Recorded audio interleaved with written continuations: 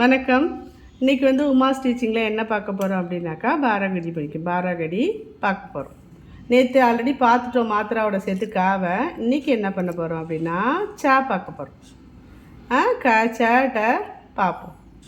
இப்போ சாவில் ச இச்சு ப்ளஸ்ஸா ச இச்சு ப்ளஸ் ஆ என்ன சா இச்சு ப்ளஸ் இ சி இச்சு ப்ளஸ் ஈ சி இச்சு ப்ளஸ் உ சு இச்சு ப்ளஸ் ஊ சு இச்சு ப்ளஸ் ரி ச்ரு இச்சு ப்ளஸ் ஏ சே இச்சு ப்ளஸ் ஐ சை இச்சு ப்ளஸ் ஓ சோ இச்சு ப்ளஸ் औ चौ इच प्लस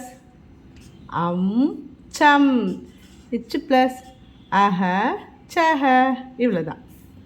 இதே மாதிரி டாவும் பார்க்கலாம். கவனிங்க. இட்டு ப்ளஸ் அ ட இட்டு ப்ளஸ் ஆ டா இட்டு ப்ளஸ் ஈ டி இட்டு ப்ளஸ் ஈ டி இட்டு ப்ளஸ் உ டு இட்டு ப்ளஸ் ஊ டூ இட்டு ப்ளஸ் ரு ட்ரு இட்டு ப்ளஸ் ஏ டே இட்டு ப்ளஸ் ஐ டை இட்டு ப்ளஸ் ஓ டோ இட்டு ப்ளஸ் ஔ டௌ இட்டு ப்ளஸ் டம் இட்டு ப்ளஸ் அஹ டஹ. இப்போ என்ன நீங்கள் நினப்பு வச்சுக்கணும்னா மாத்திராஸ் கரெக்டாக நினப்பு வச்சுக்கணும். ஆக்கு மாத்திரா கிடையாது, சரியா?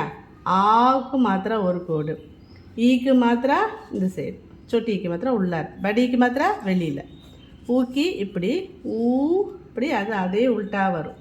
ரீக்கு மாத்திரா ஏக்கு மாத்திரா ஒரு கொம்பு, ஐக்கு மாத்திரா ரெண்டு கொம்பு, ஓக்கி மாத்திரா ஒரு கோடு போட்டு ஒரு கொம்பு, அவுக்கி மாத்திரா ஒரு கோடு போட்டு ரெண்டு கொம்பு, ஆக. சரி, இப்போ பவ் அப்படின்னு எழுதணும்னா எப்படி எழுதலாம்? பா போட்டாச்சு. அவுக்கி மாத்திரா எங்கே இருக்குது? அ ஆ இ ஈ உ ஊ ரி ஏ ஐ ஓ அவு இந்த இருக்கா? ப்ளா ப்ளஸ் அவு பவ், அவ்வளோதான். இப்போ தை எழுதணும். இப்போ த போட்டாச்சு. தை எப்படி எழுதுறீங்க? இப்போ யோசிக்கணும். த வந்துடுச்சு.